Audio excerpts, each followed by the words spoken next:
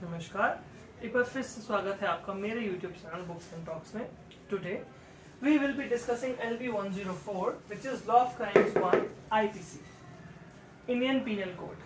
Law के बारे में अक्सर बच्चों ने सिर्फ यही सुना होता है कि मर्डर हो जाता है, डकैती, तो बेसिकली IPC में बच्चों को इंटरेस्ट ज्यादा रहता है।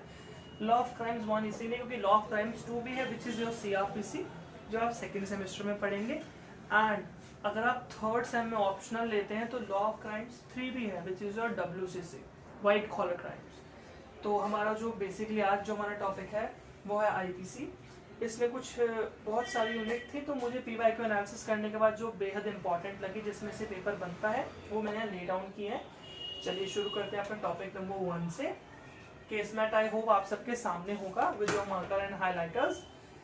Topic number 1 is mens rea and strict liability.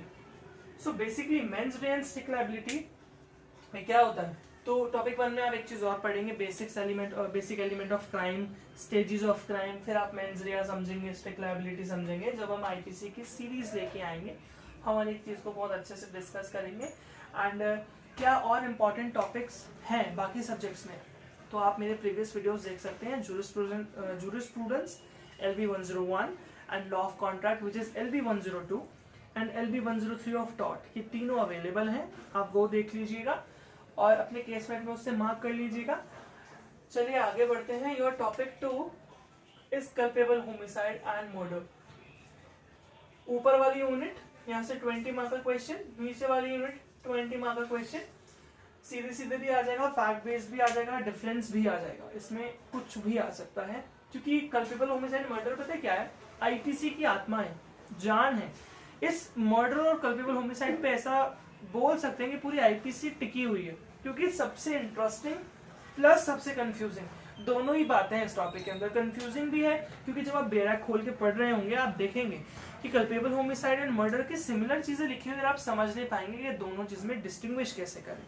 उसके लिए जब हम फर्दर लेक्चर्स देखे आएंगे तो उसमें हम देखेंगे कि कैसे दोनों को डिमार्केट किया जाएगा। Your third topic is death by negligence. 10 mark का क्वेश्चन आता है यहाँ से कि आपने डेथ कॉज कर दी, और जो section 304A death by negligence. And comment में बताइए 304 भी क्या था। उसके बाद topic 4 is right of private defence. 20 mark का क्वेश्चन आएगा यहाँ से आपका 96 to 106 if I am not wrong, यही सेक्शंस हैं आपके इसमें। 20 मार्क का क्वेश्चन आपका यहाँ से बनता है राइट ऑफ प्राइवेट डिफेंस से। Next topic 5 kidnapping and abduction. 20 mark का क्वेश्चन आता है, एक अबडक्शन से आ जाएगा, किडनैपिंग से आ जाएगा। दोनों चीजों में क्या डिफरेंस है ये आप आगे पढ़ेंगे। किडनैपिंग एंड अबडक्शन कब होता है, किडनैपिंग क्या होती है, किडनैपिंग फ्रॉम लॉफुल गार्डियनशिप क्या होता है, किडनैपिंग फ्रॉम इंडिया क्या होता है, फिर अबडक्शन, ये सारी चीजें हम आगे डिस्कस करते हैं। Topic number 6 is your sexual offences which is rape. इसमें हम 2 सेक्शंस पढ़ेंगे, 375 एंड 376। उनकी रिलेवेंसी को देखते हुए हम देखेंगे। पहले डेफिनेशन देखेंगे, रेप की डेफिनेशन क्या है, जो कि बैरक में 2 पेजेस में दी गई है। हम बहुत शॉर्ट और टिप्स और ट्रिक के साथ वो कंसेप्ट को समझेंगे।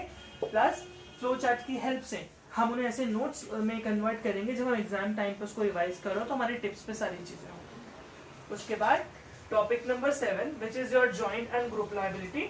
हाँ, रेप से भी 20 मार्क का क्वेश्चन आएगा और ये 10 मार्क के 2 भी आ सकते हैं, ठीक है, तो कंसेप्ट बड़ा है।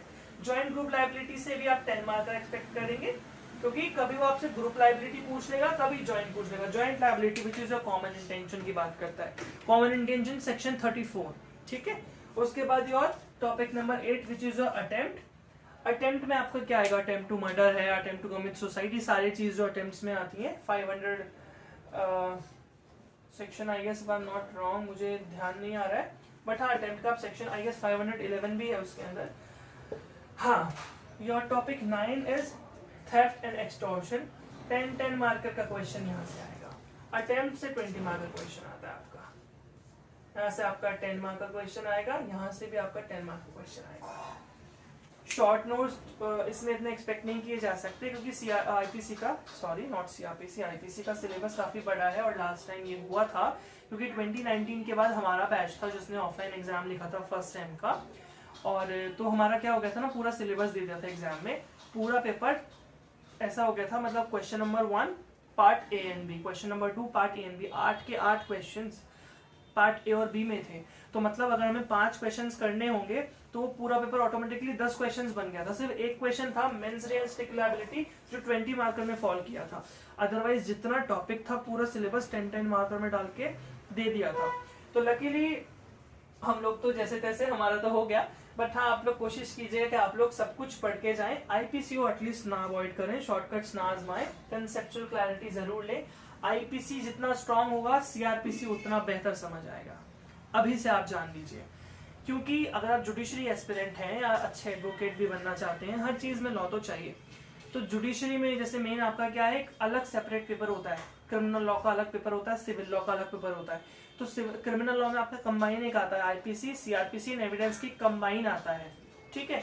तो आईपीसी जितना अच्छे से अभी आप पढ़ सकते हैं, समझ सकते हैं, पूरी जी जान लगाइए, क्योंकि आईपीसी जितना अच्छे से समझ आया होगा सीआरपीसी उतना ही बेहतर समझ आने वाला है आपको, प्लस एविडेंस भी आपका सेकेंड सेम में आएगा। तो that's all for your IPC, and इससे बाहर कुछ नहीं है, जितना पेपर है सिर्फ इसी के इर्द गिर्द इसी के डायमेंशन में आएगा। सो आज के लिए इतना रखते हैं, और अपने केसमेट में आप ये सारी चीजें मार्क कर लीजिए विद योर मार्किंग स्कीम, कितने क्वेश्चन कितने नंबर में आने वाले हैं, वही 8 में से 5 क्वेश्चन करने होंगे पार्ट। इसमें आपका पहले से मैं आपको डिस्क्लेमर दे दूं कि इसके अंदर आपका सो श्योर है 2 पार्ट में क्वेश्चन आ सकता है, तो पहले से आंसर राइटिंग की प्रैक्टिस कर लीजिएगा, क्योंकि बच्चों का पेपर अक्सर छूटता है पेपर लेंथी होने के चक्कर में। पहले से देख लीजिएगा, पहले से बता रहे हैं आपको कि 2 पार्ट में जरूर आ सकता है। पार्ट क्वेश्चन नंबर 1 हो गया, पार्ट ए बी, पीवाईक्यू देखेंगे आपको दिखेगा कि किसी पार्ट में क्वेश्चन पूछता है, तो इसमें तो आ सकता है, इसके तो चांसेस हैं, ठीक है। तो अगर आपको मेरा यूट्यूब चैनल अच्छा लगा हो और अगर ये वीडियो आपके लिए हेल्पफुल रही हो तो please like share and subscribe to my YouTube channel.